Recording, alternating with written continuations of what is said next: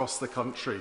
That's why in Hartlepool we are supporting 50 asylum seekers per 10,000 in the population, yet a few miles up the road in the neighbouring local authority it's 7 per 10,000, with local authorities elsewhere in the country hosting none. Does the Minister agree this is unfair, and as we bring the numbers down, we must evenly distribute the areas that support asylum seekers? Yes, Mr. Speaker, we did inherit a very uneven distribution, if I could put it that way, of dispersed accommodation, often in poorer areas where their presence puts more pressure on local communities. It's not a situation we would have wanted to create, and it's one that we will want to remedy over time. Right, that completes questions. We'll let front bench change over.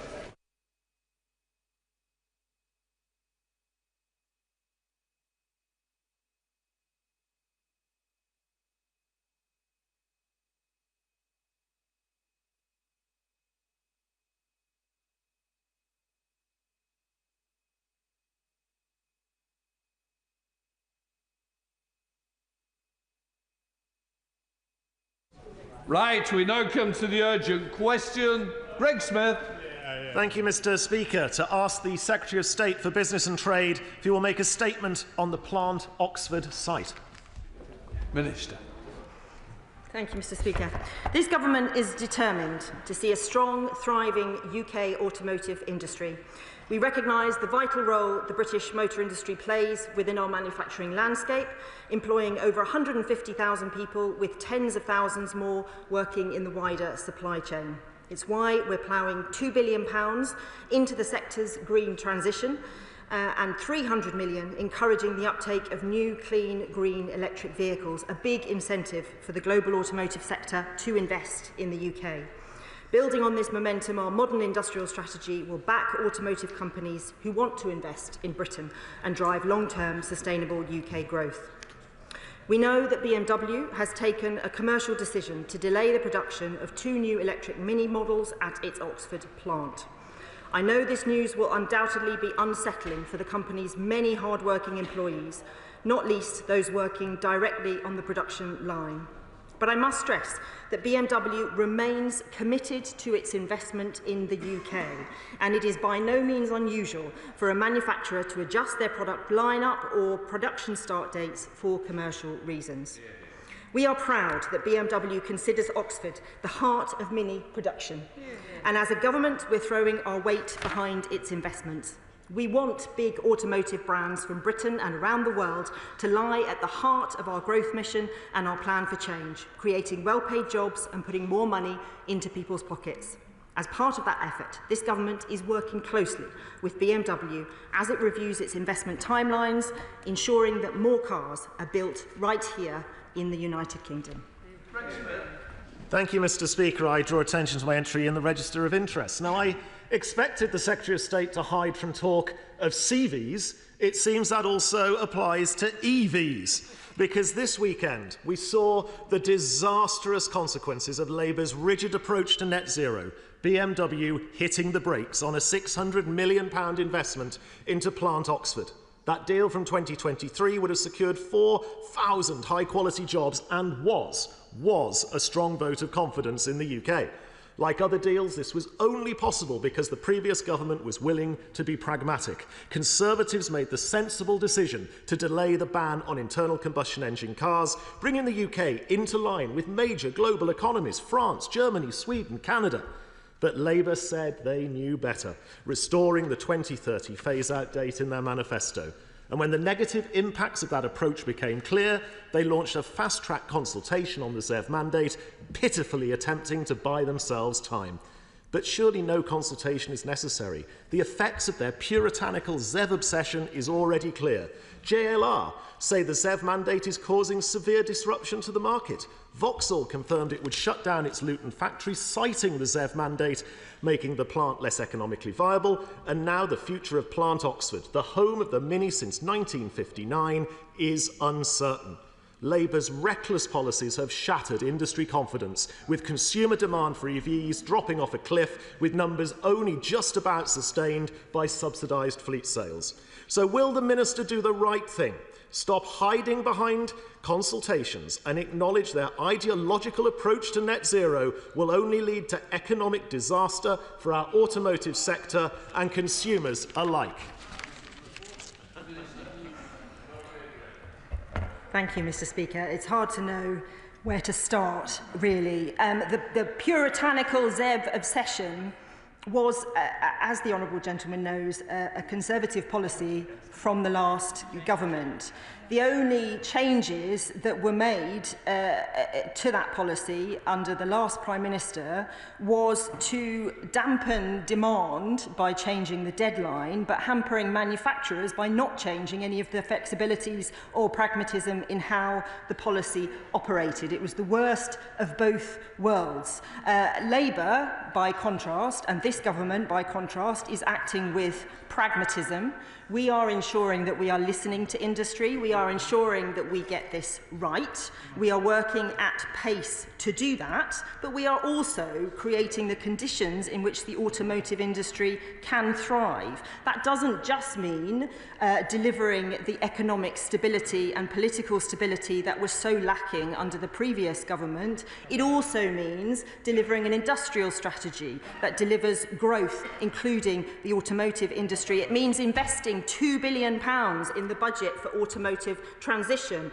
It means investing in R&D. It means supporting our industries and talking to them and understanding the global climate. It was really clear in the statement that BMW made that there were macroeconomic, global and commercial reasons why the decision to delay has been made. But BMW are also clear that they are still committed to this investment in the UK. I have talked to my friend, the Right Honourable Member for Oxford East, who is liaising closely with workers and unions there, as you would expect, and we will continue to work in the right, we will continue to work to make sure we have the right economic and political climate to make sure these industries can grow. Thank you, Mr. Speaker. Can the Minister update the House on the progress on the industrial strategy and the automotive industry in particular, and how the paper will support our places like the supply chains like Dudley and across the West Midlands? Minister. I thank my honourable friend for that question. The industrial strategy we are working at pace on delivering that in the spring. There are 150,000 good jobs in the automotive industry, and we want to see those jobs grow. We have identified 8 growth sectors that the industrial strategy will turbocharge, and advanced manufacturing is one of those, which of course includes the auto industry. We have the £2 billion investment that was committed at the last budget to underpin that. Also in the industrial strategy, we are working at what are any barriers to growth that we can identify that we can make sure the sector grows over the years to come. The industrial strategy will be that 5-10 year, give the stability that we need over the long term, but also look at the policy levers that are in our control to make sure businesses continue to want to invest in the UK. And indeed, PwC have just ranked the UK as the second best place in the world to invest, so I think the future is positive. Liberal Democrat spokesperson Clive Jones. Thank you very much, Mr. Speaker.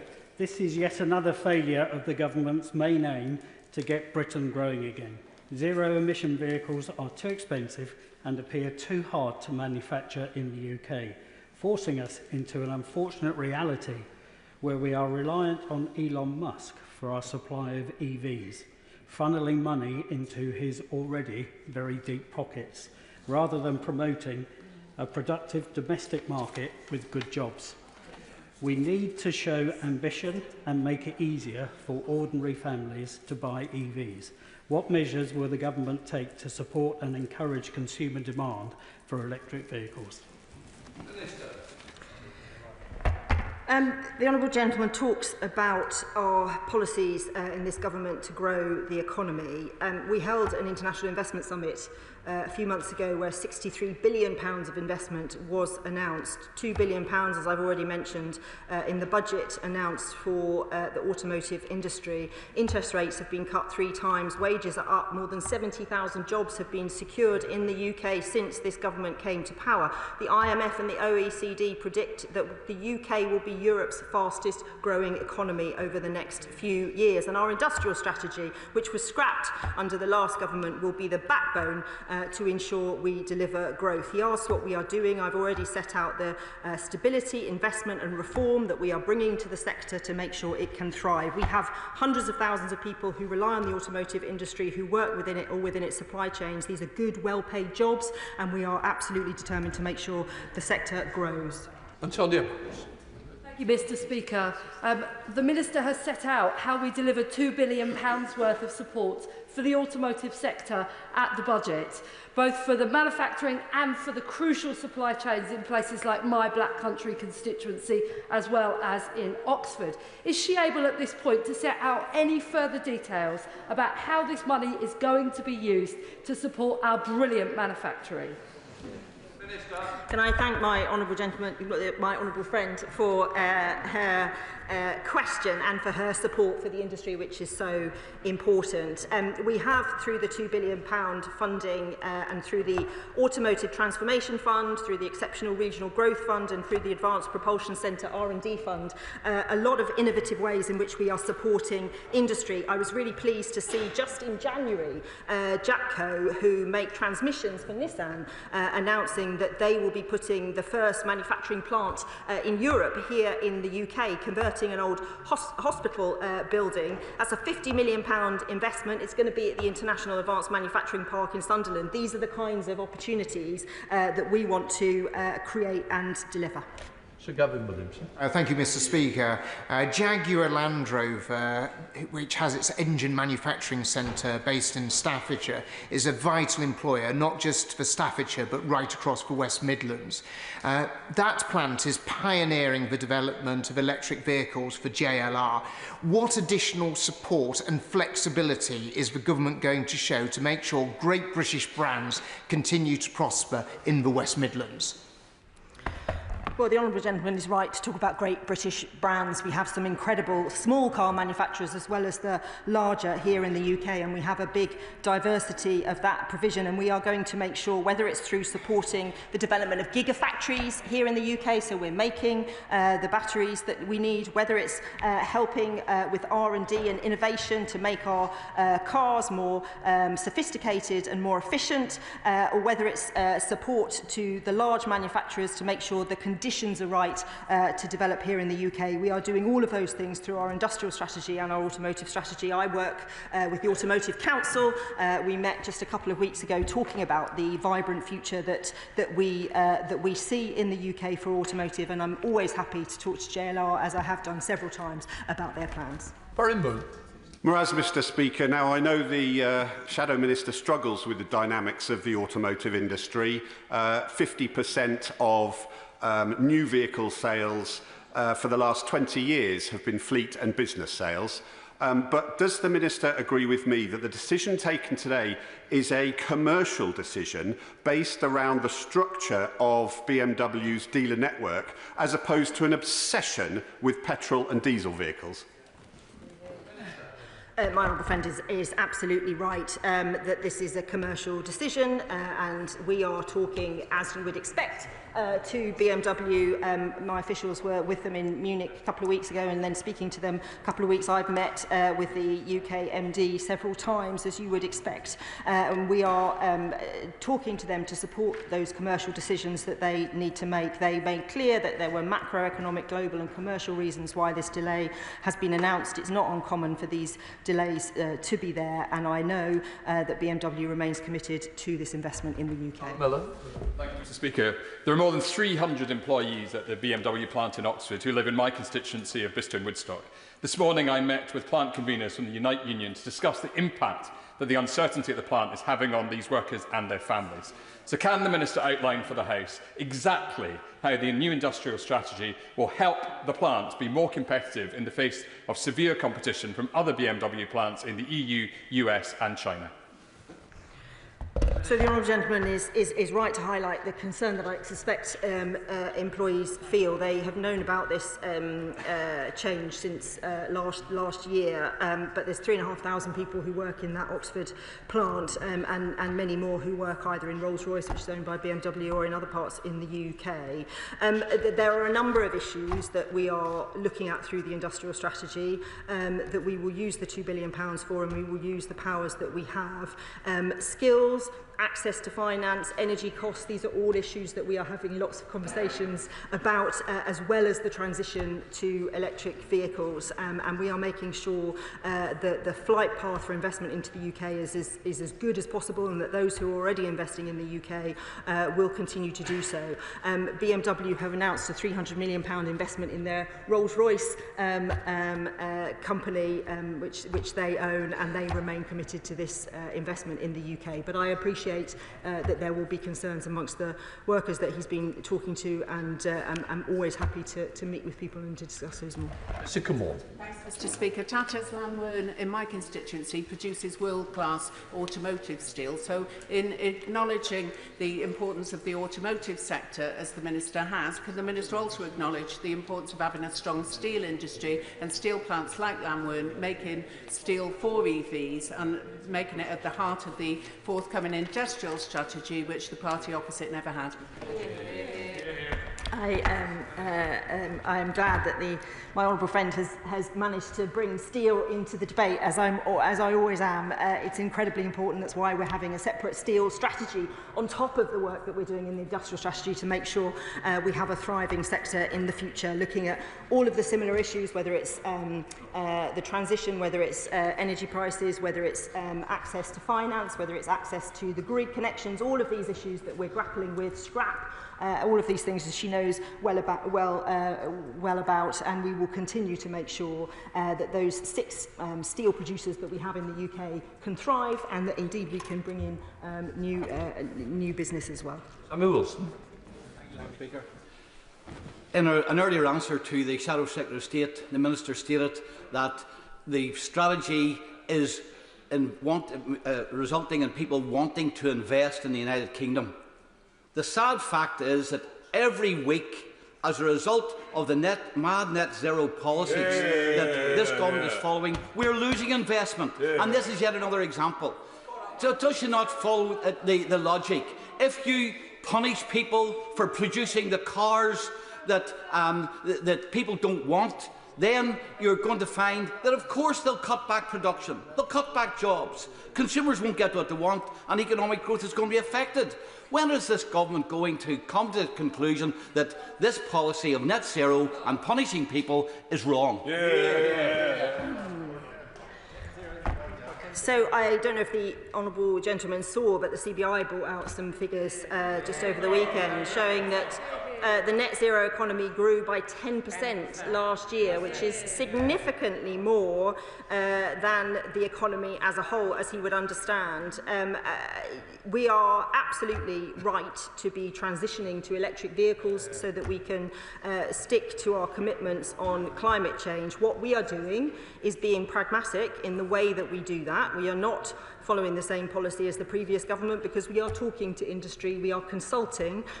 We will be bringing out in due course the results of that consultation about how the flexibilities are working within that transition and whether we need to change them in any way. Thank you, Mr. Speaker. Well, the British car industry was thriving until the Conservative Party introduced net stupid zero. And now we've got another car plant at risk, another business struggling, losing hundreds of millions of pounds, and hundreds more British jobs at risk. Will the Minister agree with me that actually the automotive industry in the UK will continue to decline until we scrap net zero? Here we go, Mr. Speaker, with the same old lines, on the one hand in this place telling us net zero is a massive con, and yet he owns a company investing in electric car charging points. Investing. I rest my case, Mr. Speaker. That well-known BMW plant in Strangford Gym, Shannon. Thank you, Mr. Speaker. Can I thank the Minister? It's often the Minister has a real interest in the subject matter that she has ministerial responsibility for. So I want to put it on record my thanks to the Honourable Lady. I know when I've had meetings about other things in Northern Ireland, the Minister's been anxious to help me and support me, and I appreciate that. Minister, the decision not to go ahead with the EV production is disappointing, to say the least, yet it does perhaps maybe indicate a wider issue that we are facing in the manufacturing industry due to rising costs. So what can the Minister do to help companies to be more attractive to investment with lower energy costs and assurances that government is in support of ensuring that British jobs are not sent to China, and that those firms who choose to relocate jobs will understand that no future aid or help will be forthcoming? Thank you so much.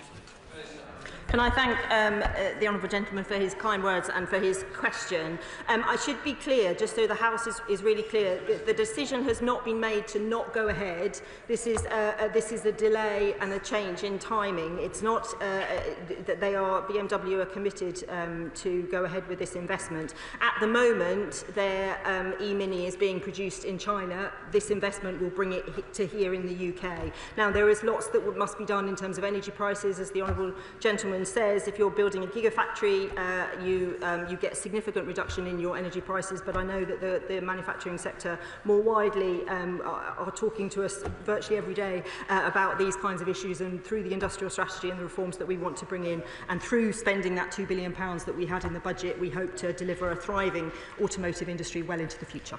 Right, that completes the urgent question. Let the front bench change over.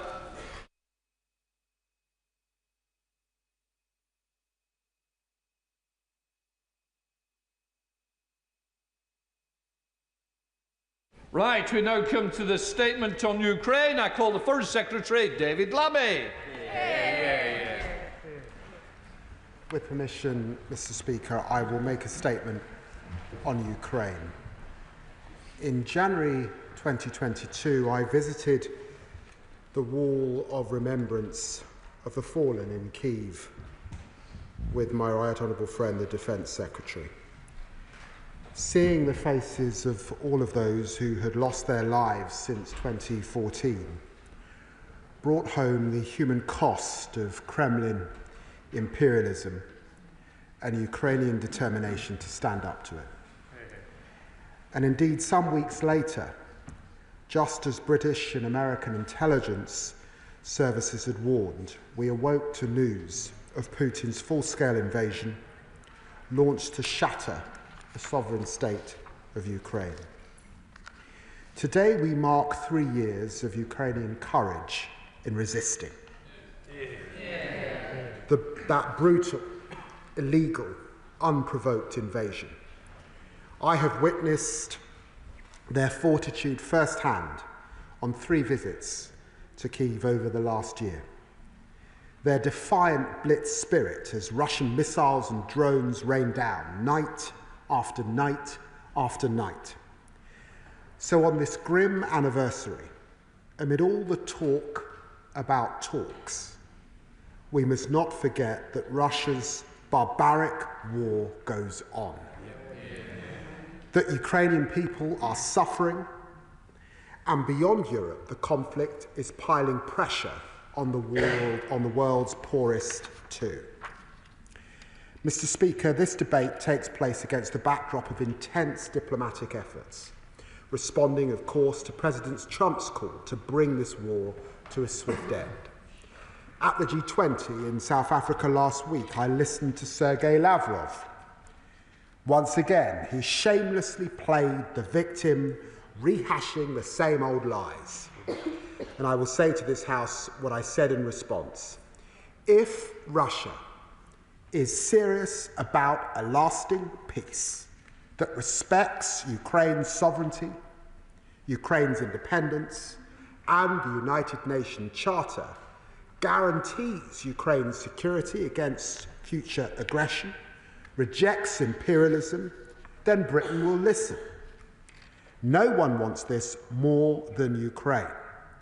And at the Munich Security Conference, I underlined that Ukraine must be at the heart of any talks about Ukraine's future. And I said the West must learn from our history Vladimir Putin and his war is no historical aberration. He draws on a Tsarist tradition, the imperialism and authoritarianism of Peter the Great or Nicholas I, and a Soviet tradition. He is, after all, a KGB agent who operates by deception. It was an American diplomat, Mr. Speaker, George Kennan, who warned in 1947 of a deep continuity in Kremlin thinking. It's referred to as the long telegram. He argued that they would only respond to strength, and that was the basis for the policy of containment, a part of which Britain contributed tens of thousands of troops to the British Army of the Rhine. It was this strength, not paper promises, which deterred Moscow from further advances west. Today, let us look at the Kremlin's recent record. The Helsinki Final Act of 1975, betrayed. The Budapest Memorandum of 1994, betrayed. The NATO-Russian Founding Act of 1997, betrayed. The Minsk Agreement of 2014 and 2015, betrayed. This is foreign policy by lies. And we must respond by being true to ourselves and provide the support Ukraine needs to stay strong. Because that is what is needed to secure a lasting peace and to shape our collective security so that Putin never invades again. The UK has a unique role in helping to shape and make this happen.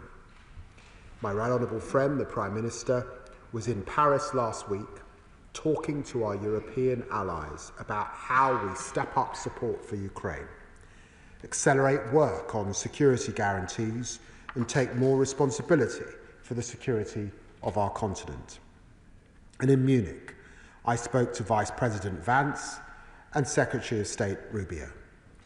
While in Brussels, my right honourable friend, the Defence Secretary, chaired the Ukraine's Defence Contact Group, where US Defence Secretary Pete Hegseth confirmed that, like us, the US wants to see a sovereign, prosperous Ukraine.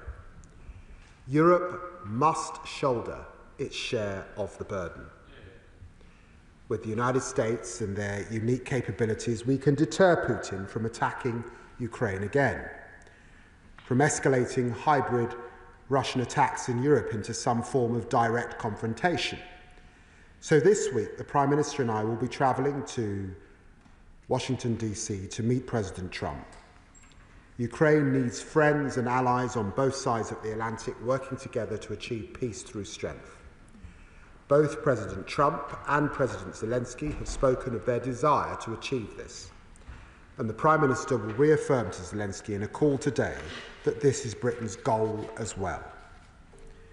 This must include European countries investing more in our own defence and capabilities. Already, the UK has stepped up and sped up military assistance. We've committed £3 billion in military aid a year, every year, for as long as it takes. And over the next 2 years, we will provide an additional £2.26 billion earmarked for military spending via our share of the £50 billion G7 loan backed by frozen Russian assets. In addition, as the Prime Minister has made clear, we know our Kremlin history, which is why we're ready to contribute to future security guarantees for Ukraine in the context of a US backstop, including by putting our own troops on the ground if necessary. That would not be an easy decision. Anyone in this House who has taken responsibility for the lives of British servicemen and women can attest to that. Yet I know the whole House recognises that Ukraine's security is our security. The UK also continues to set the pace on ratcheting up the economic pressure on the Kremlin. Together with our international partners, we have already denied Russia access to $400 billion. Their war economy is increasingly unsustainable. Inflation is 9.9% and rising. That's just the official figure, of course. Interest rates are running at 21%.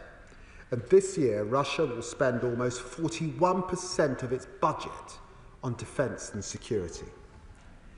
Today, Mr. Speaker, we're announcing our biggest package of sanctions since the early days of the war. Over 100 targets, including 40 oil tankers, our largest set of ship specifications in a single sanctions package yet, as well as third country enablers pouring money into Putin's war chest, and new legislation imposing additional trade sanctions on Russia too. This will deny Russia access to world-leading expertise needed to maintain its war. And today, the UK is also solidifying our historic 100-year partnership with Ukraine. Signed by the Prime Minister and President Zelensky in Kyiv in January. In February, I saw for myself how much this partnership means to Ukraine and how much potential there is for our collective growth and security. Together, we lay that agreement in Parliament for scrutiny, and I look forward to it entering into force when that process is complete, a clear sign of our confidence in Ukraine's future. Mr. Speaker, this is a critical moment. I want to acknowledge how colleagues have stood united these past 3 years, honourable members from all parties, as well as noble lords in the other place, the Shadow Foreign Secretary, several predecessors as Foreign Secretary. I'm proud of this unity. It's a tribute to our country. Proud of this country's unwavering support to our Ukrainian friends. Proud that the United Kingdom is rightly taking on the responsibility of bringing our allies together. That is how we confront a foreign policy based on lies. How we secure Ukraine's future, secure Europe's future, and face down a Kremlin dictator once again. Slava Ukraini. I commend this statement to the House. Shadow Foreign Secretary Dame Priti Patel. Thank you, Mr. Speaker. And I'd like to begin by thanking the Foreign Secretary for his statement and the advanced sight of it as well. Because, Mr. Speaker, the House stands united with Ukraine on this absolutely grim milestone. 3 years on from Putin's full-scale invasion of Ukraine, we all think of the innocent lives caught up in this terrible conflict. The civilians mercilessly killed in towns such as Bucha and Irpin and in the east. The young Ukrainian children forcibly deported to Russia. The families of brave troops who have not returned alive from the front line. And all of those, Mr. Speaker, with life-changing injuries. And those who have lost their homes and possessions. When the war started, the UK led the global efforts to back Ukraine and to rightly punish Putin.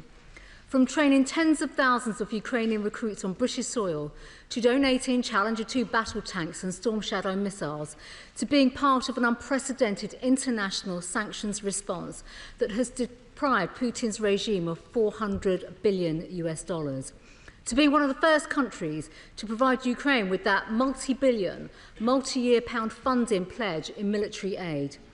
The UK has led the way for Ukraine. And our support has made a material difference to Ukraine's ability to hold the line. Never forget that the cost of this war to Putin has been catastrophic. Russia's Black Sea Fleet has been pummeled, and it is likely by the summer that Russia will have incurred 1 million casualties, with Putin desperately turning to North Korea for troops and to Iran for weapons. Meanwhile, as we've heard, Russia's economy is in dire straits. There have been uprisings against Putin's regime, and the central pitch of his leadership, that he was the great restorer of Russia's stability, lies in ruins. Mr. Speaker, the British public continue to rightly stand resolutely with Ukraine, and they expect us as politicians across this House to do so. And I just want to thank again the many thousands who have so generously opened up their homes to Ukrainians fleeing the war, including through the Homes to Ukraine scheme. Genuinely, they've showed the best of our country, the best of Britain. Mr. Speaker, although there has been much debate, and we've heard already, about the course of the conflict in recent days, this war continues to rage. And I urge the government, rightly so, to continue giving Ukraine everything they need, all the hardware they need, and all the diplomatic support to strengthen their hand. And I'm sure the Foreign Secretary with the Prime Minister will do that in Washington this week. There must be no let-up whatsoever. We welcome the announcement today on new sanctions. And can the Foreign Secretary confirm that there are no plans to lift sanctions in the future? And if he discusses the use particularly of sanctions when he goes to Washington this week and the role of the United States on this sanctions policy, can the Foreign Secretary give us an assurance and update us on whether we should expect to see any new resources and support, either in terms of military aid or humanitarian support in the coming weeks? Now is the time for Britain to lead, as the Foreign Secretary has said, as we did from day one, and ensure that Ukraine is in the best possible position to decide its own future. We should be very clear. It remains ultimately for Ukraine, as a proud and sovereign nation that has sacrificed so much to defend itself, to decide its own future, and that's peace through strength.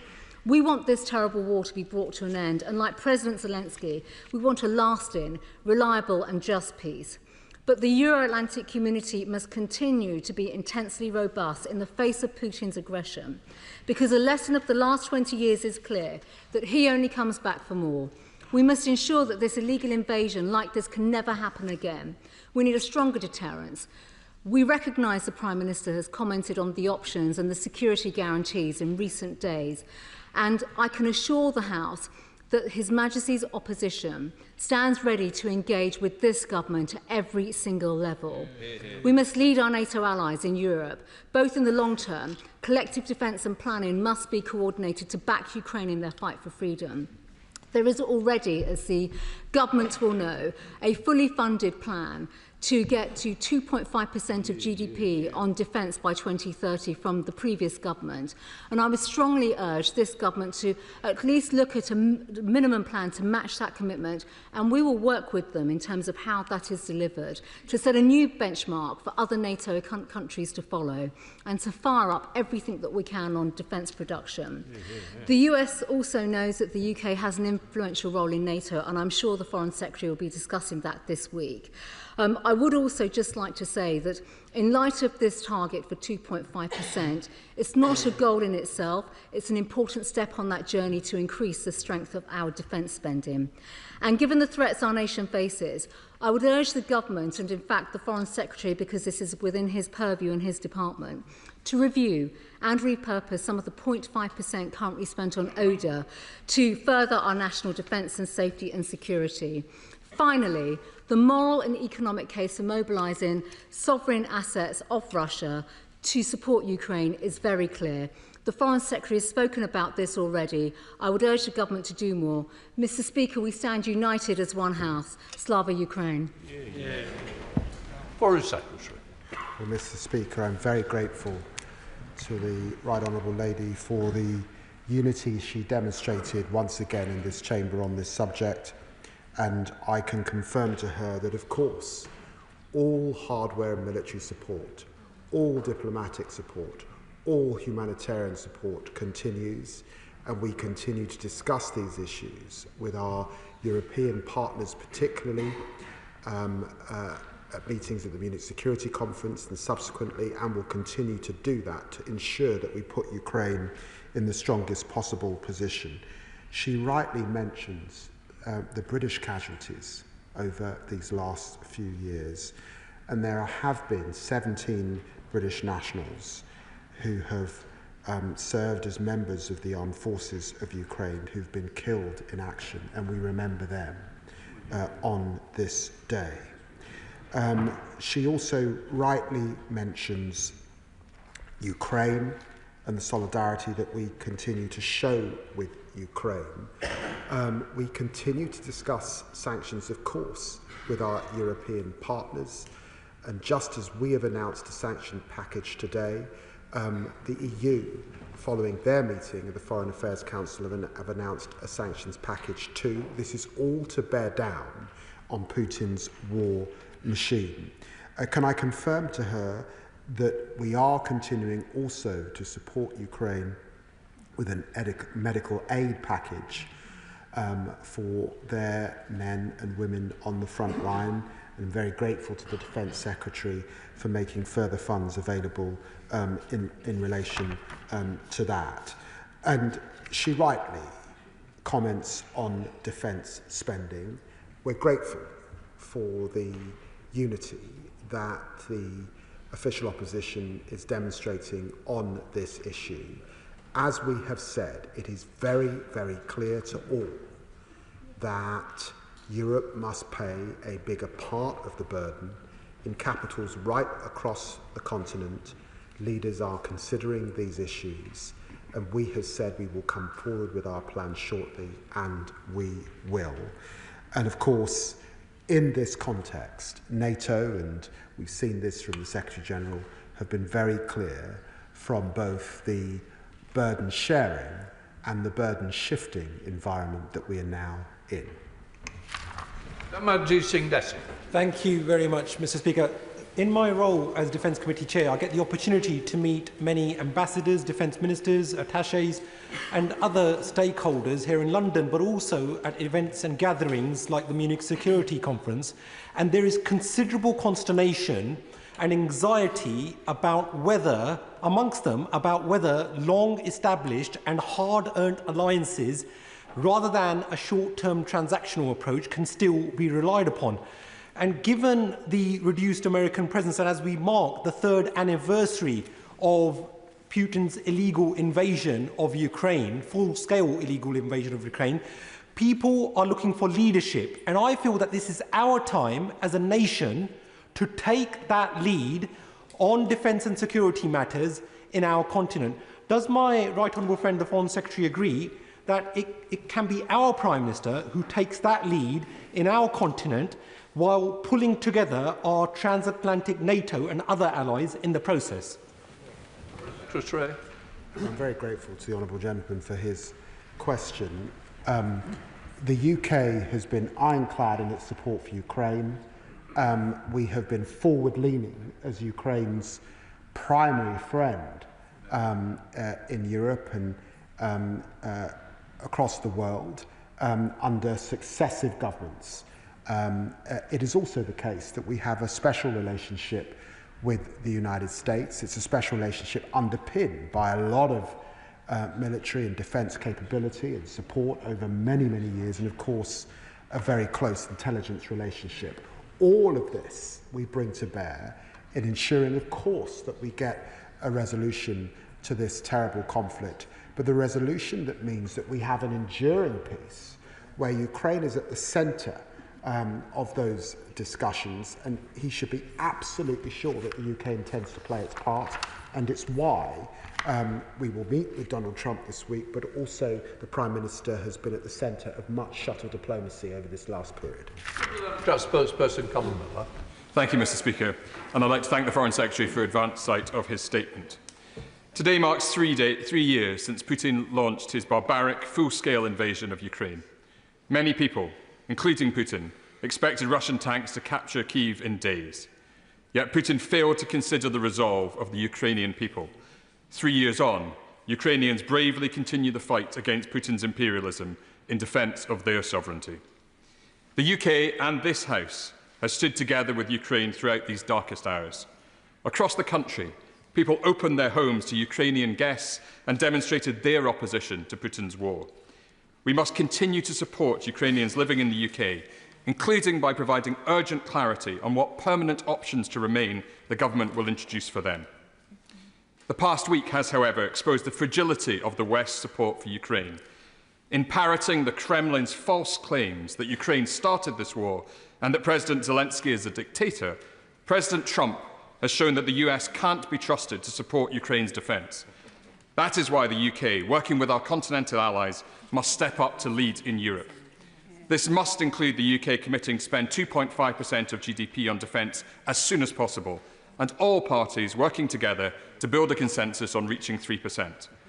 The Liberal Democrats support the government's suggestion that British troops could join a reassurance mission in Ukraine if a just settlement is reached.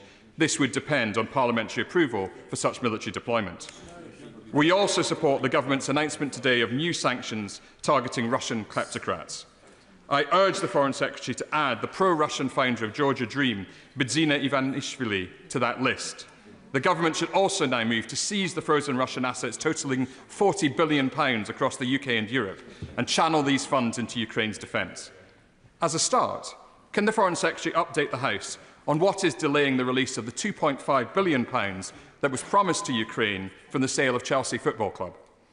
This week in Washington, the Prime Minister and Foreign Secretary must make clear that the UK will continue to stand side by side with Ukraine for as long as it takes to preserve Ukrainian sovereignty.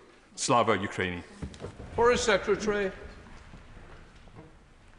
I'm very grateful to the honourable gentleman, and can I say to him on his comments on President Trump that we share President Trump's desire to bring this barbaric war to an end. We know that Russia could do that by withdrawing its troops tomorrow, and President Trump agrees with us that it's important that Ukraine is at the table.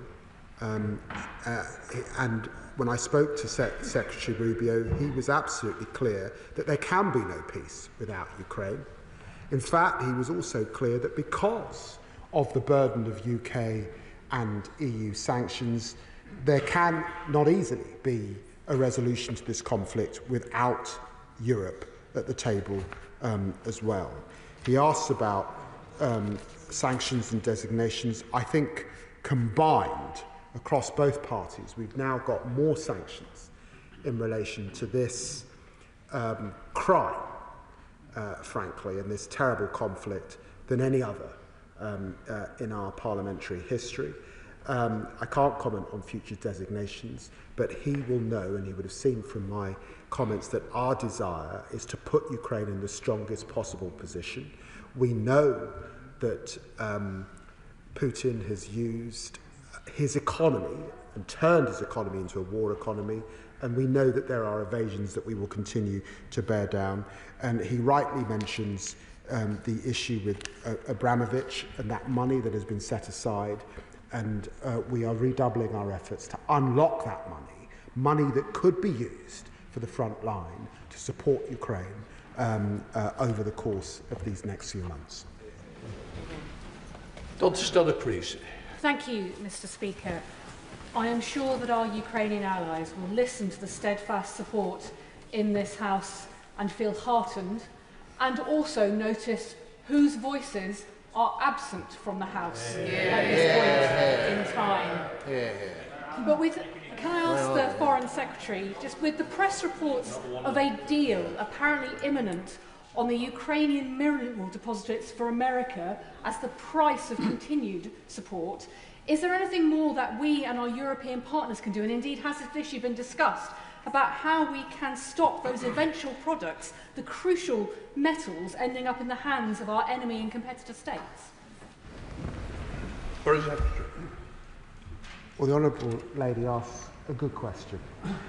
And I actually discussed this issue with President Zelensky when I was in Ukraine a few days ago. We discussed it in the context of the 100-year partnership that we have just signed with Ukraine. And I do believe that that partnership, which is a unique document in our history, in Ukraine's history, but actually it's a unique document in the context of the world, sets a pretty good guide as to how to strike a relationship across many fronts, a relationship that, of course, will bring big wins for British business over the years ahead, but also for Ukrainian business. We will learn from their innovation. And look, I look forward to the discussions that Ukraine is having with the United States. It's for them to make their own judgments, but I do think the 100-year partnership could be a good guide. Jeremy Hunt. Thank you, Madam Deputy Speaker. Can I thank the Foreign Secretary for the robust and bipartisan approach that he's taking to this crisis. And in that spirit, can I say to him that if the government came forward with plans to reduce the number of adult welfare recipients just to 2019 levels, that would save £40 billion a year. It would mean that on Thursday, he and the Prime Minister could say to President Trump that we were increasing defence spending to 3% of GDP or even 3.4% of GDP as the United States itself does. That would not just secure the future of Ukraine, it would also secure the future of NATO, which is one of the most important challenges facing the government. Foreign Secretary. I recognise that the right honourable gentleman brings tremendous experience to these matters, and he's put those views on the record and in the detailed conversations that of course go on across government. I'm sure that the Chancellor of the Exchequer will be looking very closely at them. Debbie Abraham. Thank you, Madam Deputy Speaker. It's clear that the rules-based order established after the Second World War is under extreme threat from oppressors and bullies who think that they can just take what they want. And I'm not just talking about Putin. Why does my right honourable friend think that previous sanctions, and we did have a raft of sanctions brought in 2022, failed to curb Russia? And what more do we need to do to organisations who use different measures to circumvent them? Secretary. Well, the right honourable lady refers to the rules-based order. It was an order that was set up not just for its own sake, but because of the tremendous bloodshed and loss of life, including many men and women in our own country who lost their lives across Europe and, of course, in the United States and allies. It served us well, and we have to ensure that we continue to protect it. And she rightly refers to the invasion that we've seen with the Russian shadow fleet, and it's part of the discussions that I have to have with certain states who facilitate this. And it's why also she will see in the announcement I've made more efforts to target dual-use technology that is finding its way out of countries like China and being used against Ukrainian men and women in that country. James Cleverly. Thank you, Madam Deputy Speaker. We need to recognise that the environment in which we operate has changed fundamentally, and therefore our response must change fundamentally. And I very much echo my right honourable friend's calls to increase defence spending now, because we have to send a message to our friends and foes alike that we take defence seriously. And would I urge him to remember the commitments we made to the Ukrainian people when this full-scale invasion took place. Our support to them was not contingent on the support of others. It was absolute, and we should make good on that commitment, because we said things which encouraged the Ukrainians to put their sons and daughters in harm's way. They have stood up their end of the bargain. We should stand up ours. Foreign Secretary. Well, the honourable gentleman is right. We have been Ukraine's foremost friend. We will continue to do that.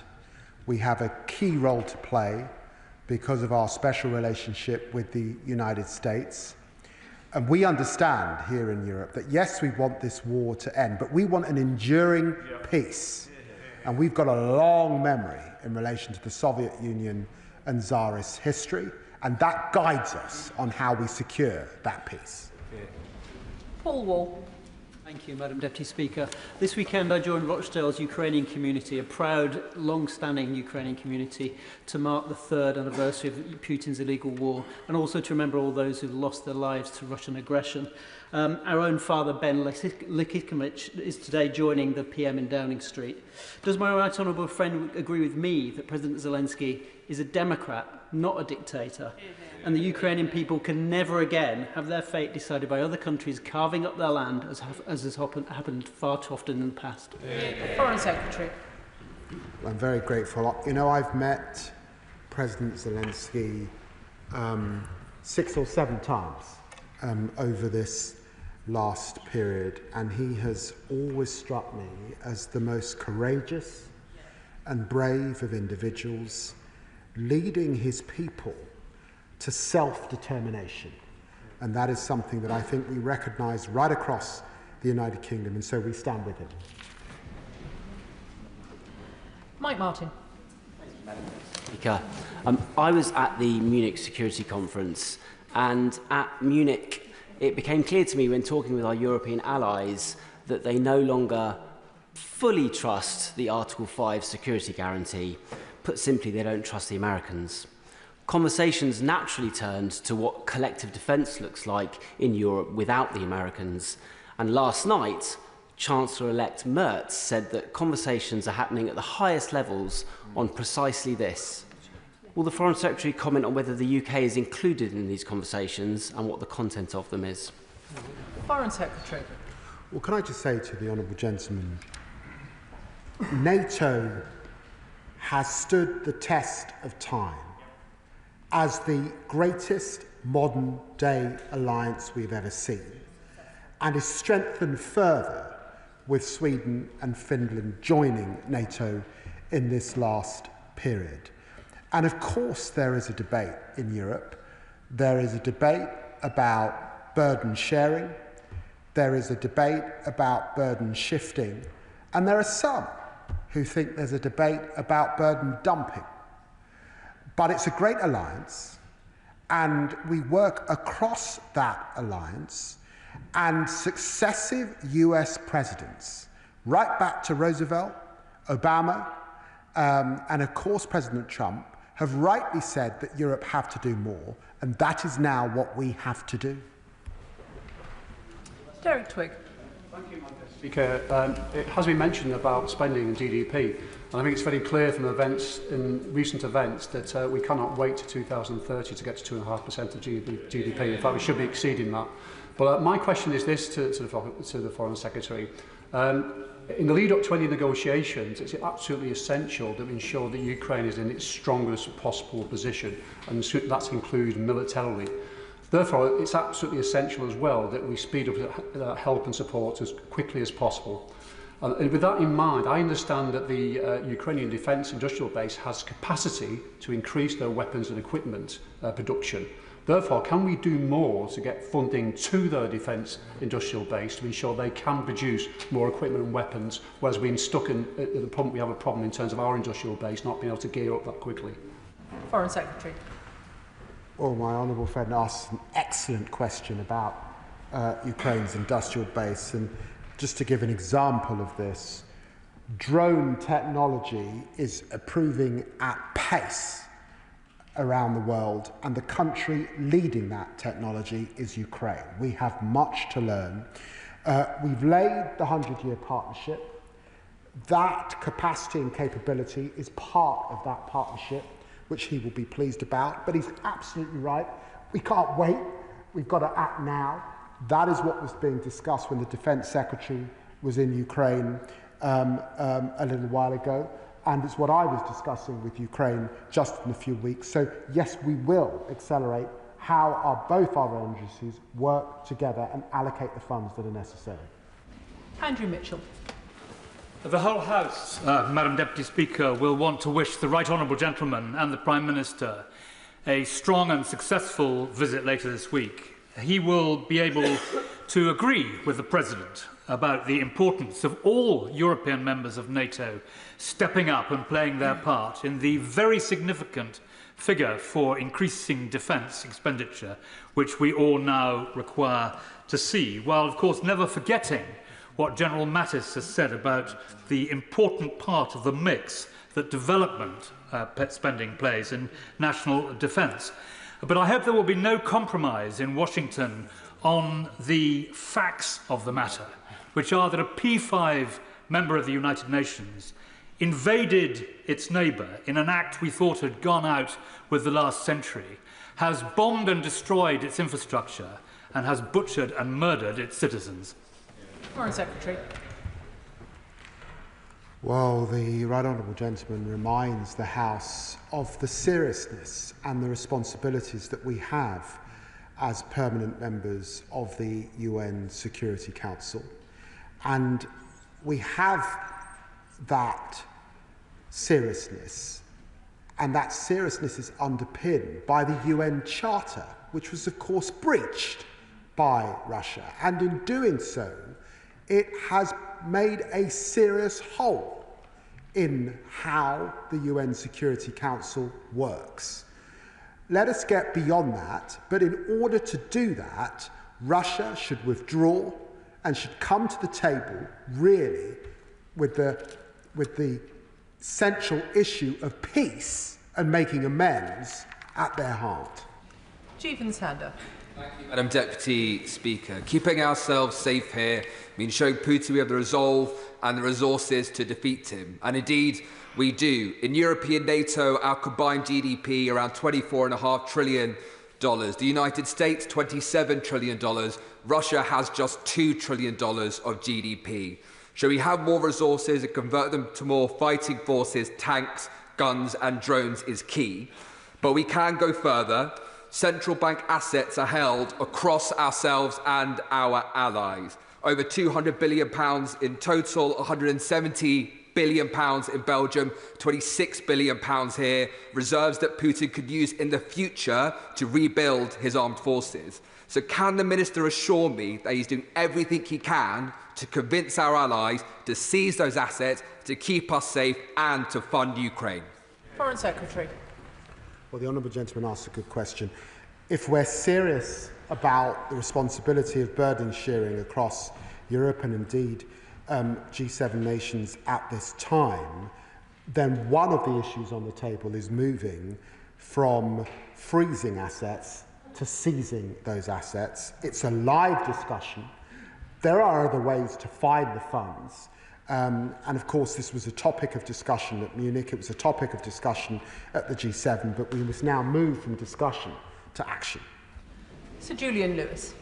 I'll resist the temptation of asking the Foreign Secretary if he shares my feeling of disgust at the spectacle of the leader of the free world showering praise and admiration on the killer Kremlin. Instead, when he speaks to his counterparts, will he try and impress on them that the reason that George Kennan's containment policy, to which he rightly referred, was so successful in preventing the Cold War from turning into the Third World War, was that contentious territory was not demilitarized and was not left undefended.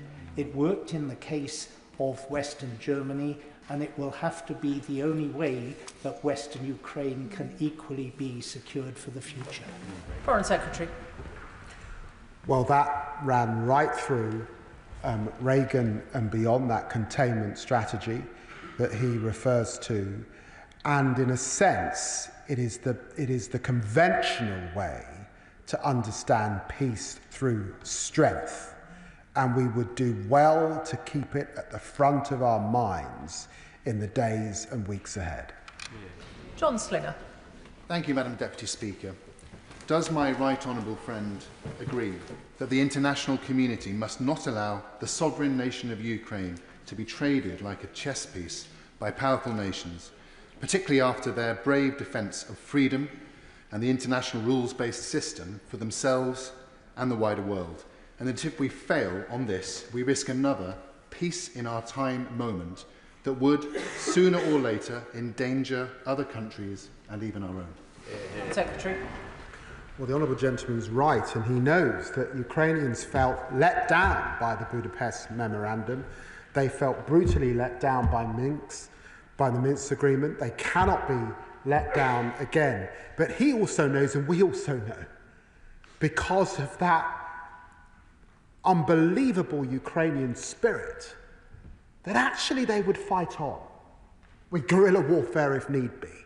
These are the most admirable of people fighting for their self-determination, and the United Kingdom will continue to stand with them. Stephen Flynn. Thank you, Madam Deputy Speaker. The Scottish National Party has stood alongside the people of Ukraine in solidarity, not just for the last 3 years, but for the last 10 years, since Putin, of course, invaded Crimea. And whilst I won't invite the Foreign Secretary to agree with me in the Chamber, I'm sure he does inside that President Trump's remarks in relation to Zelensky being a dictator were beyond repulsive. But surely what we all must know is that there is no deal that can be made with Vladimir Putin that he will not break. Does the Foreign Secretary not agree? Foreign Secretary. Well, the honourable gentleman has a point. Russia and Putin have been clear on the terms, and the terms that they want for peace have often included the removal of 14 members of the 32 NATO members. That's unacceptable. We've seen Finland and Sweden join more recently, and their preconditions for talks have been that Ukraine should effectively give up the territory that they are now in. Such demands, it seems to me, show an utter contempt for Ukrainian territorial integrity. They're not serious about discussions until they reconsider the criteria that we heard once again from Lavrov last week. Tulip Siddiq. Thank you, Madam Deputy Speaker. My constituent and her son moved to this country under the Homes for Ukraine scheme. My constituent has a very stable job here, and her son is doing A-levels at the best maths school in London. My constituent is very worried that her 18-month visa extension will expire in the middle of her son's A-level exams. So could I ask the Foreign Secretary, what conversations is his department having with the Home Office to ensure that young Ukrainians who moved here through no fault of their own do not disrupt their education and can build a life for themselves? Foreign Secretary.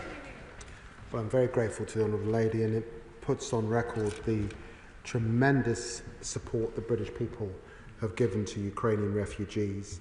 And it allows me to say that there is still a war, there is still need for those people to seek sanctuary in our country.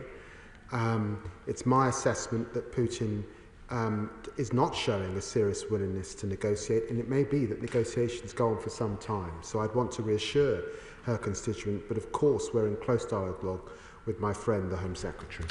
Sir Roger Gale. Thank you, Madam Deputy Speaker. Some of us are old enough to remember Hungary in 1956. Some of us are old enough to remember Czechoslovakia in 1968. None of us, Madam Deputy Speaker, want to see Ukraine sacrificed on the same altar of expediency. So when the Foreign Secretary and the Prime Minister go to Washington, they will know that they carry with them the good wishes of almost all of this House. Yeah. Ukraine is not for sale, can never be for sale, and this is not a transaction. Yeah. The United Kingdom will stand with Ukraine for as long as it takes. Yeah. Foreign Secretary. I'm very grateful to the Honourable Gentleman for reminding us of history, and he will know that in the 20th century, to the east, it was only the Russia-Japanese War that stopped Russia's imperial ambitions. To the south, it was the Crimean War. And of course, to the west, it was that containment strategy to which I referred, and of course, NATO. This is the history that is our best advisor as we approach the matter of peace. Mark Sewitz. Thank you, Madam Deputy Speaker. I start by commending the people of Ukraine for resisting the murderous dictator Vladimir Putin for as long as they have. They are heroes. Almost every member of this House knows that if we fold in our support of Ukraine now, if we give Russia what it wants now, then Vladimir Putin will only come back for more. Our national security is at stake. Does the Foreign Secretary agree that it is in everyone's interests, Britain's, Europe's, and America's, to ensure that any potential peace deal includes Ukraine at the table? Foreign Secretary. Nothing about Ukraine without Ukraine. That was heard loudly, of course, from President Zelensky, but all Europeans recognized it, and I'm pleased that Secretary of State Rubio, in my conversations with him, and indeed General Kellogg, have both underlined the importance of Ukraine being at that table. Andrew George. Thank you, Madam Deputy Speaker. I very warmly welcome the Secretary of State's statement here today. And that although he perhaps can't use the language I'm about to use, I hope that when the Prime Minister and he meet Putin's appeaser in the White House later this week, I hope that he will remind him that if we have a special relationship, he keeps referring to a special relationship, it has to be based on truth, on respect for democracy, on respect for justice and respect for international law. In the end, the United States is leader of the free world. President Trump has had an election in which I think 77 million people voted for him. He holds both seats, both houses on the Hill. And he's, of course, as you would expect, and indeed as my party were, buoyed up by that democratic mandate. And of course we will have the conversations with him over the coming days on a range of issues. And friends agree and can sometimes disagree. But I think it's definitely the case that we support his desire for bringing this horrendous war to an end. And we will now play our part in Europe to ensure that we raise defence spending, that Europe steps up to the burden sharing that is necessary, because President Trump's analysis also of the huge problems in the Indo-Pacific are correct, and we must recognise that successive US presidents have been clear about their responsibilities in relation to the Indo-Pacific. Tim Rocker. Thank you, Madam Deputy Speaker. Despite the astonishing 10 days that we've had, and I think we should be under no illusions that they have been astonishing, there has been reassurance to be found in the steadfast commitment of the government to Ukraine and the leadership that it has been showing. The Foreign Secretary alluded earlier to Vladimir Putin's penchant for lying. He lied about the invasion, he lied about Ukraine's territorial integrity, he lied about the rules of war, and he has, of course, abducted thousands of Ukrainian children. Does my right honourable friend agree with me that not only should Ukraine be at the centre of the negotiations, but that we should be clear-eyed about the character of the man that we are dealing with? Foreign Secretary. Well, I'm very grateful to the honourable gentleman for mentioning those children that have been abducted. On the last two occasions that I have been in Ukraine, I have met with those children. Children that were viciously taken from their homes, and there was an attempt effectively to brainwash them from their histories. And we are supporting organisations that seek to get those children back and reunite them with their families. And I have also launched a Children in Care initiative, and I was very pleased to be with Madam Zelensky when I was last in Ukraine, supporting again vulnerable children with their foster families. Dr. Andrew Murison. Deputy Speaker, does the Foreign Secretary agree with me that the 2.5% of GDP ship has now sailed, and that we and our allies have to find the resources to spend 3% within a recognisable timeframe? And when he's in Washington this week, will he discuss with his interlocutors how the billions of pounds he proposes to give Mauritius for taking on the Chagos Islands could be better served by being devoted to building and re-equipping our armed forces? Foreign Secretary. 10 years ago, there were just 4 countries meeting the 2% commitment. Today, that has risen to 23. And of course, right across the alliance, countries are understanding that they have to do more. We will set out how we will do more very, very shortly. And as the matter today is Ukraine, you'll forgive me, I won't discuss issues to do with Bayat. I'm sure he'll have an occasion, oral questions tomorrow. Calvin Bailey.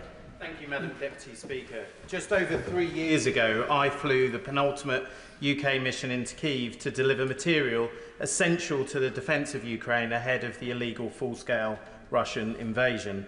Since then, Ukraine has been defending European security, the UN Charter and liberal democracy against Putin's assault on these shared interests and, in the words of the Declaration of Independence, the inalienable rights of life, liberty and the pursuit of happiness. Does the Foreign Secretary agree with me that in order to free Ukraine from Putin's tyranny and imperialist ambition, and to ensure the words of the Declaration of Independence are realised for all, that UK leadership in the coordination of European and transatlantic allies is essential? Foreign Secretary. Yes, yes, yes. I say to my honourable friend, and I think all of us pay tribute to our armed forces, to his work in our armed forces, and it's because of that work over so many years, that sacrifice, that I think the spirit of this country guides us to stand solidly with Ukraine on a cross-party basis. He's right to pray and aid, those words that underpin our values and indeed global values as underpinned in the UN Charter. That is what we are fighting for, and we will not give up. Sir Desmond Swain. Does the Secretary of State regret recanting the original views that he expressed in assessing Trump? And can I urge him that when the time is right, and it certainly isn't any time now, he will consider following the example of Archbishop Cranmer by plunging the offending hand first into the flame? Foreign Secretary.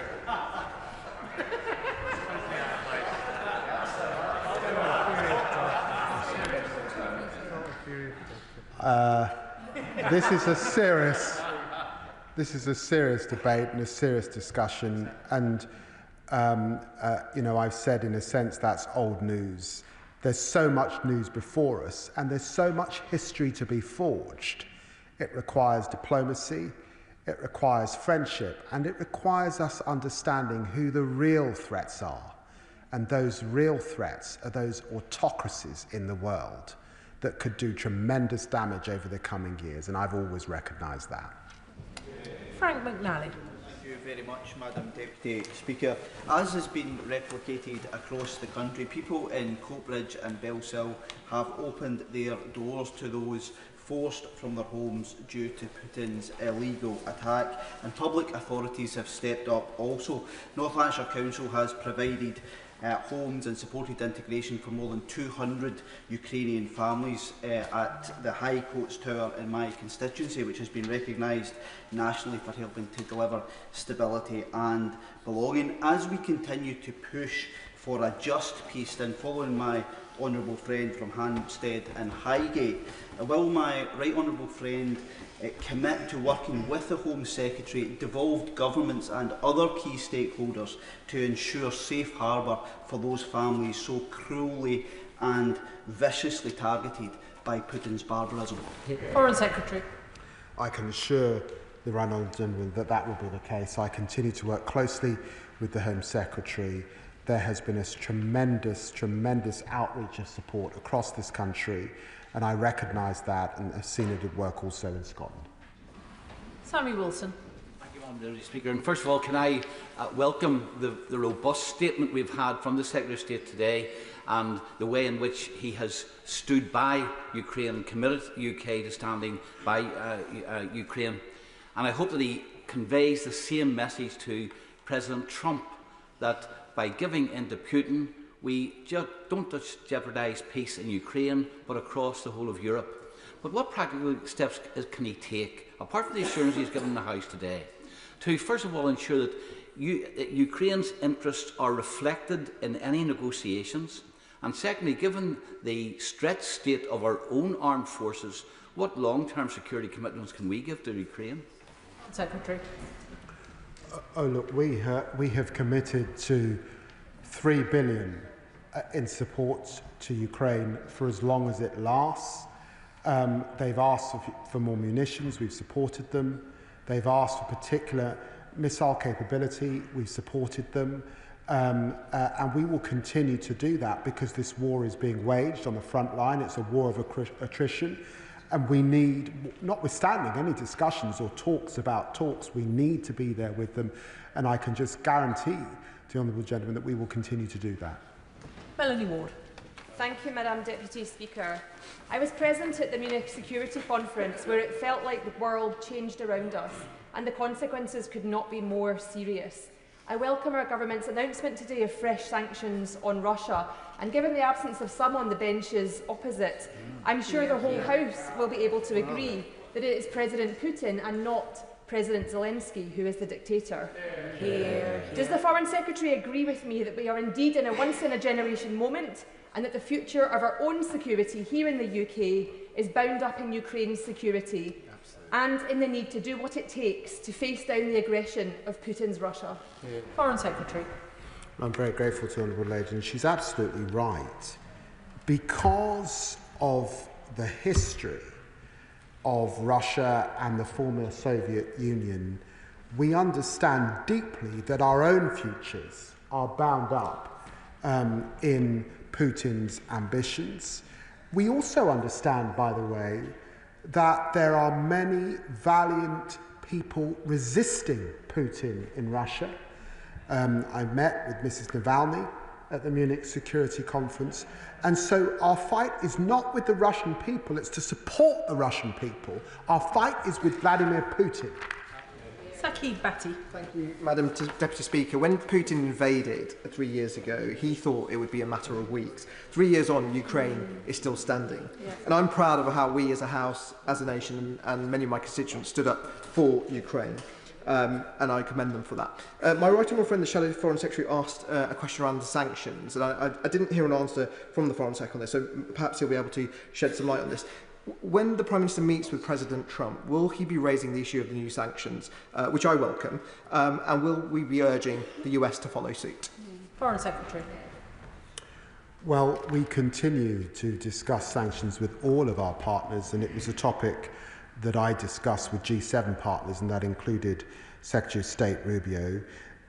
We've imposed sanctions on over 2,100 individuals and entities. It's the most wide-ranging sanctions imposed on any major economy.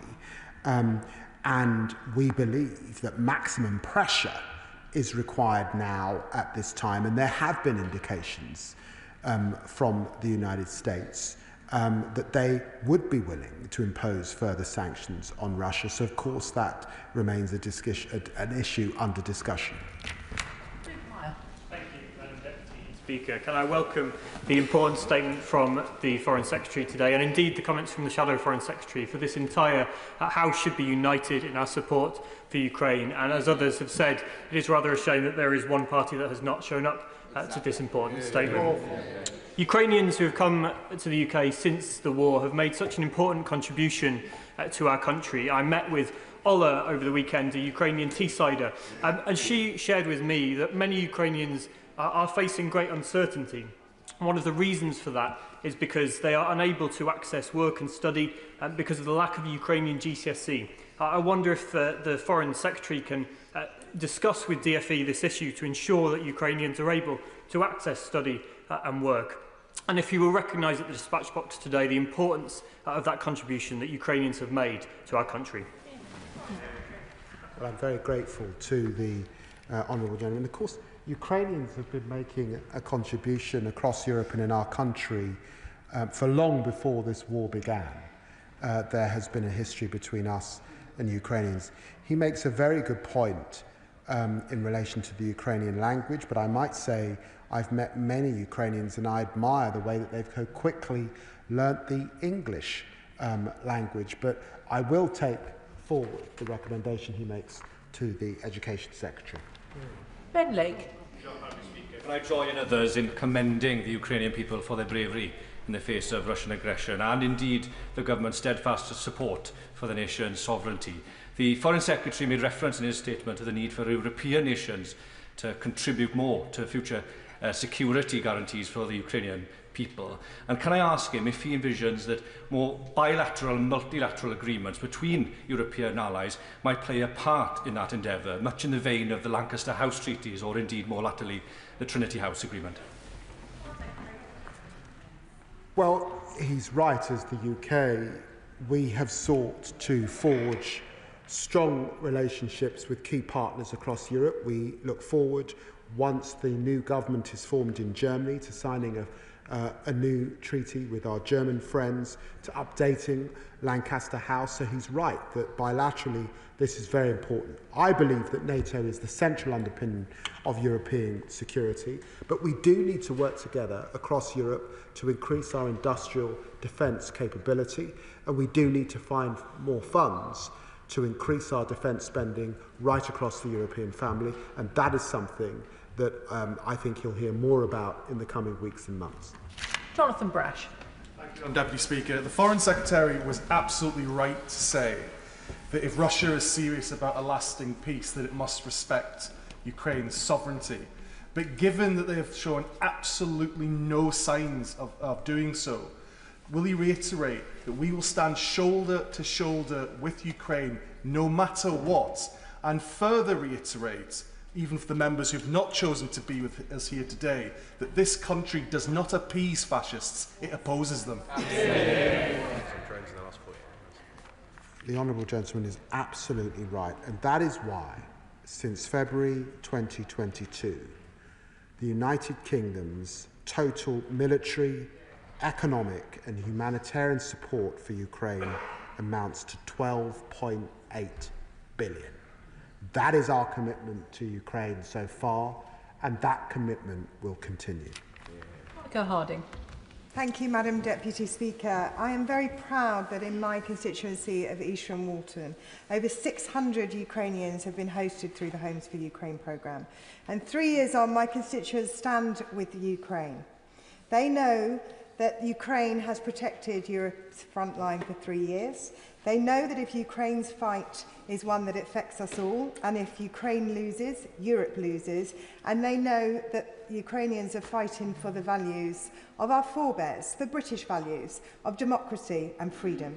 And so will the Foreign Secretary commit to stand by Ukraine, steadfast, even when others do not, and will he ensure that he points out in his meetings in Washington tomorrow the folly and the danger of the US administration's new approach to Russia? Well, I'm very grateful to the Honourable Lady, and let me just say that the UK, of course, supports the US-led efforts to get a lasting peace in Ukraine that deters Russia from future aggression and ensures that Ukraine is at the table as we negotiate that peace. That is the issue that we will be discussing with President Trump, just as President Macron is discussing that issue today. I'm quite sure that our assessment that Putin isn't ready, really, to negotiate on proper terms stand, but I admire the efforts to bring that about, and of course the US plays a central role in achieving that. Kevin Bonavere. Thank you, Madam Deputy Speaker. Today, we pay tribute to the people of Ukraine fighting not only for their own freedom, but for the freedom of all Europe. The Foreign Secretary said we must learn from history. Over 80 years ago, in Munich, this country and others talked away the future of Czechoslovakia without it being there and stripped it of its vital resources. And we all know the tragic consequences. Today, there can be no peace without Ukraine, and there can be no enduring peace without the security that this country and other NATO allies can give to it. The Honourable Gentleman puts his remarks very well, and I agree with them. Sir Alex Shelbrooke. Madam Deputy Speaker. Madam Deputy Speaker, I can barely believe I've got to say this to the Foreign Secretary, but he'll be unaware that in past moments the United States has just voted against the UN resolution condemning Russian aggression in Ukraine. What? I understand fully the position that the Foreign Secretary and the Prime Minister are in the approach they've got to take in Washington this week. But we do know that President Trump listens to people who last spoke to him. So can I ask the Foreign Secretary that he outlines two very important points. The first point is that European military assets, not NATO assets, European military assets are often used to support American operations in the Indo-Pacific. something that the American military really appreciate, how we put our shoulder to the wheel. So this isn't just the Americans only ever supporting Europe, we also help the Americans. And last week, I and several honourable members and noble members were at the NATO Parliamentary Assembly in Brussels, where it was made clear that at the Hague Summit, they are going to present what's actually needed for European defence rather than just targets of GDP. So may I also say to the Foreign Secretary to advise the Prime Minister that it will be important that he takes a position with the President of the United States to say if those demands do add up to more than 2.53% of GDP, that our country will set itself on a path within the time targets to achieve those. Can I just remind members that if we're going to get everybody in, shorter questions would be very helpful, and shortish answers, please. Foreign Secretary. Well, he mentions the Indo-Pacific, and it's important that we remember AUKUS in relation to that and our critical partnership with Australia and the United States. And quite rightly, he mentions defence spending. Much has been said in this chamber, and much, I'm sure, will be said when we go to the United States. Chris MacDonald. Thank you, Madam Deputy Speaker, and I'd like to thank the Foreign Secretary for a very strong statement. He said that Ukraine's security is our security. Does he also agree with me that this is a fight for democracy, one where we need to tackle misinformation both at home and abroad, and where we need to maintain our steadfast commitment to Ukraine's sovereignty? Well, I'm very grateful to the gentleman mentioning that, because there is a hybrid warfare taking place as we speak. Countries like Moldova are at the forefront of it, with sabotage and attacks constantly on their infrastructure, on their internet services, a hybrid warfare, and of course it's taking place against our own country. So he's absolutely right. This is not just a hard war and a hot war, it's a hybrid war, and we have to be vigilant. Adrian Ramsey. Thank you, Madam Deputy Speaker, and I welcome the Foreign Secretary's statement. It is indeed important that we have cross-party support across this House, standing in solidarity with Ukraine and being clear that Ukraine must be front and centre of the peace talks which must take place. But it's deeply disturbing to see some of the comments that we've seen from President Trump, including the absurd claim that Zelensky is a dictator, the ridiculous suggestion that Ukraine started the war. So therefore, when the Foreign Secretary and the Prime Minister go to Washington later this week, will they make clear to President Trump that Ukraine must be at the centre of these peace talks and that the Ukrainian people have an absolute right to self-determination? Yes, there must be no negotiation about Ukraine without Ukraine. As I've said, we've seen very little sign that Putin is abandoning his goal of subjugating Ukraine. Russia's continued to escalate this war, including through deploying, of course, DPRK troops and barbaric attacks daily on Ukrainians, innocent civilians, and their infrastructure and energy supplies. Josh Dean. Thank you, Madam Deputy Speaker. On Saturday, I joined Ukrainian families and residents in Bishop Stortford to remember those who have lost their lives and suffered throughout this conflict ahead of the 3rd anniversary. A reminder that in Hertford and Stortford, as across the country, we stand firmly with the Ukrainian people. So as we mark that 3rd anniversary, will the Foreign Secretary reiterate to the Ukrainian families who have found safety in my constituency, and indeed all Ukrainian people, that this government will continue to advocate for Ukraine's sovereignty and for it to be given a seat at the table right at the heart of any future negotiation? Well, the honourable gentleman's constituency is a constituency I know well, and I'm very pleased to give his constituents that affirmation. Alistair. Deputy Speaker, no member of this House should be in any doubt as to who the aggressor is in this situation, as to who the dictator is, and as to who started this war. And no one should give cover to that dictator who started this war. The Prime Minister has said that he anticipates, if there's a peace, a post-peace situation, where there will be British troops on the ground in Ukraine, with what he termed a US backstop. Does the Foreign Secretary agree that the prospect of a US backstop would be greatly enhanced if the European nations began to more thoroughly shoulder the burden financially that has been shirked in recent years? Yes, I do. Yes, I do. I think that there was complacency in that post-Cold War period across the European families. And at this dispatch box, we've lamented that the United Kingdom has fallen to 2.3% of GDP. So he's right. This is the time to step up. This is the time to demonstrate peace through strength. And look, if you're in the Baltic nations, you're very, very clear about your responsibility at this time. Jonathan Hinder. Thank you, Madam Deputy Speaker. And like the Foreign Secretary, I am incredibly proud of the role that the UK has played in supporting Ukraine. I'm especially proud of the role my constituents in Pendle and Clitheroe have played in welcoming Ukrainians into their homes and into our community. But if we are to stop Putin, Britain must get real on defence. Does the Foreign Secretary agree with me that we must now urgently rearm well beyond the existing 2.5% target, and so that with our European allies we can protect our precious democracies? Well, as I said, we'll set out defence spending, further defence spending shortly. Claire Young. Thank you, Madam Deputy Speaker. Those NATO countries bordering Russia are understandably stepping up their defences without waiting for others to take action. So can the Foreign Secretary update the House on what discussions he has had with those countries? Well, I met with the Polish Foreign Minister at the Munich Security Conference and Baltic colleagues to discuss these very same issues. And she's absolutely right. Those countries have been aware of the threat for some time.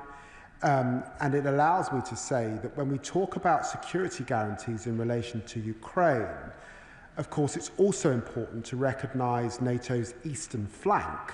And many of those countries would have to know that they are supported on efforts to give US security guarantees. And that's why the US backstop is so important. Colin Eastwood. Last week, along with other members of this House, I met with Ukrainian parliamentarians at the OSCE in Vienna. The opposition MPs from Ukraine made it very clear from their perspective that they do not support Donald Trump's call for an election in Ukraine while they're defending against Russian aggression. Will the Foreign Secretary, in his conversations with the US administration this week, make it very clear there's only one dictator in this conflict, and his name is Vladimir Putin? Yes, of course. Chris Law. Thank you, Madam Deputy Speaker. On the third anniversary of Putin's brutal and full-scale invasion of Ukraine, I welcome the United Nations just passed a resolution condemning Russian aggression in Ukraine. However, in the last 15 minutes, and it shocked this House, it was opposed by Russia and the United States. And it's quoted in the press, this is an appeasement by Trump. It's a direct stab in the back. Will the Foreign Secretary condemn what's happened just now in the United Nations with the United States joining Russia in not standing up for the resolution condemning Russian aggression in Ukraine? Well, we're proud to have co-sponsored the General Assembly resolution proposed by Ukraine in support of a just and lasting peace in Ukraine, in line with the UN Charter. The UN proposed it, voted for it, and we will stand forever with Ukraine. Andrew Lewin. Thank you, Madam Deputy Speaker. Yesterday, Ukrainians in Welwyn Hatfield came together in sombre recognition of the third anniversary of the Russian invasion. I want to pay tribute to them for their bravery, resilience, and how they are going about rebuilding their lives as valued members of our community. But, Madam Deputy Speaker, I also said to them that in this House I would speak the truth and stand up for those people as best I could. And would the Foreign Secretary agree with me that we need to say loud and clear from this dispatch box that there was one person who was an aggressor, there was one person who is responsible for the death and destruction, and there is emphatically one person who started this war, and his name is Vladimir Putin? The honourable gentleman's absolutely right. And you know, when I was in Kyiv, very close to President Zelensky's office, there is an apartment block that was blown up in a few weeks ago, and a couple lying in their bed asleep were killed. That is the awfulness of this war. And of course, he will also recall that when the Prime Minister visited, Putin also sought to fire missiles into Ukraine. It's a brutality that is grim and unbelievable, and of course we must continue to stand up to it. Wendy Chamberlain.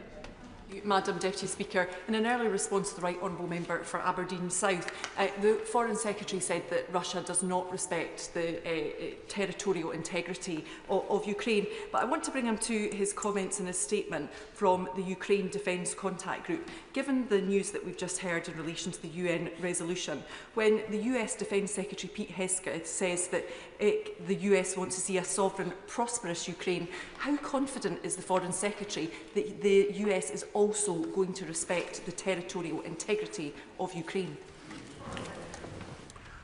I'm very pleased that the US is attempting to bring this horrendous war to an end. That does require conversations with Russia. I think they're hard conversations, and I'm not sure the Russians are ready to properly negotiate, but I admire the attempt to try. And it's important that Ukraine is at the table. It's important that Europe steps up with the burden sharing and increases its defence. And those are the issues that we'll be discussing with President Trump in the coming days. Paul Davis. Thank you, Madam Deputy Speaker.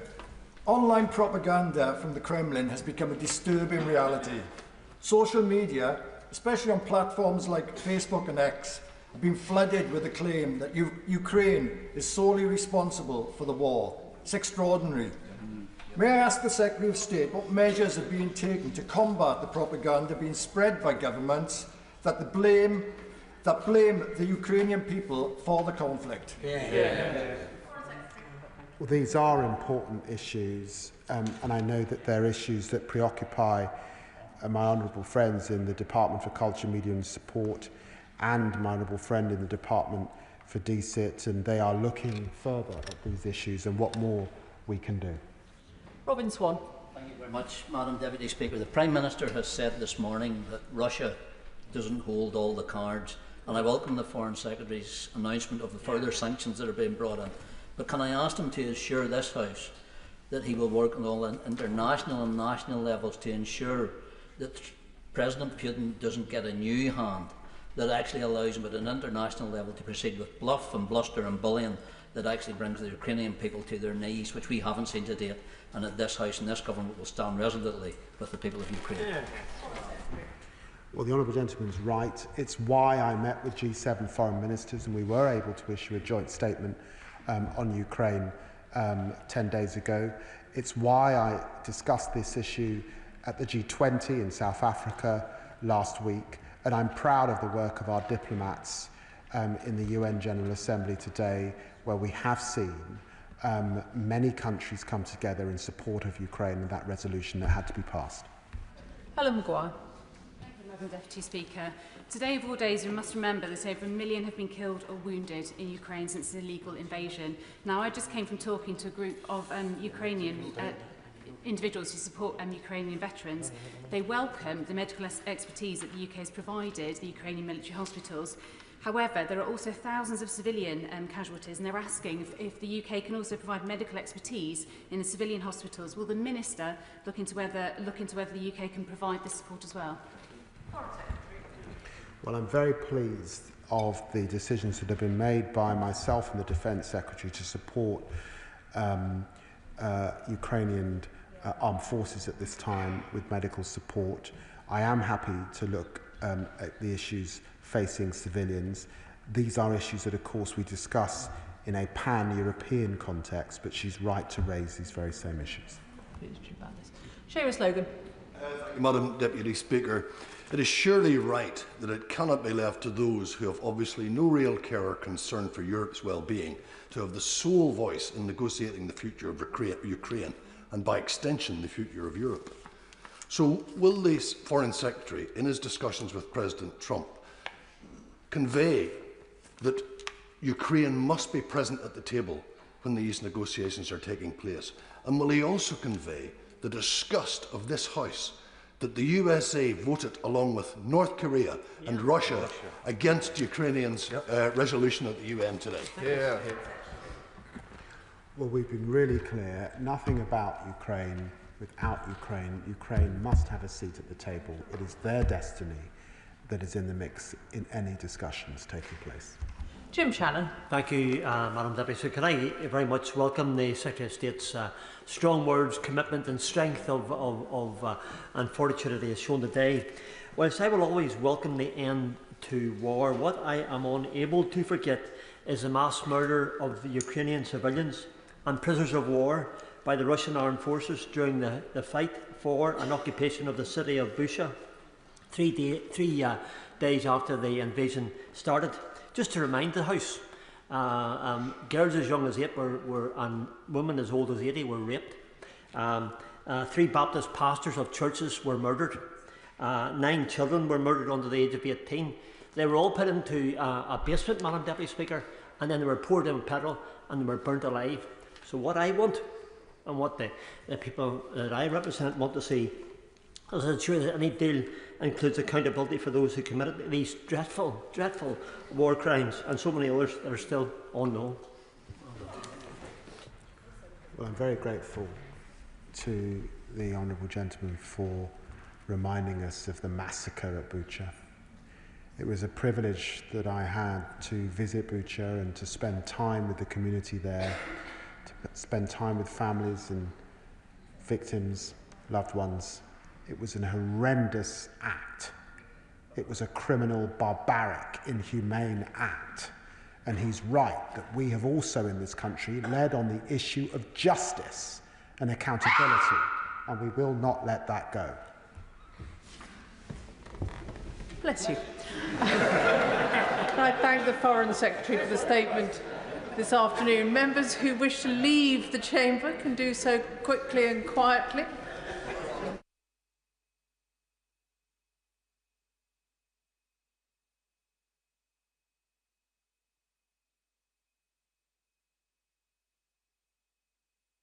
Us to the second statement this afternoon. Breakfast Club early adopters. Secretary of State for Education, Bridget Phillipson. Thank you, Madam Deputy Speaker. With permission, I will now make a statement to update the House on this government's work to deliver free breakfast clubs and give every child the best start in life. This is a government that acts on its principles, that delivers on its promises, that drives the change this country needs. Change that is felt in our villages, towns and cities. Change that will help families with the cost of living. Change that lifts the life chances of children across our country. Because, Madam Deputy Speaker,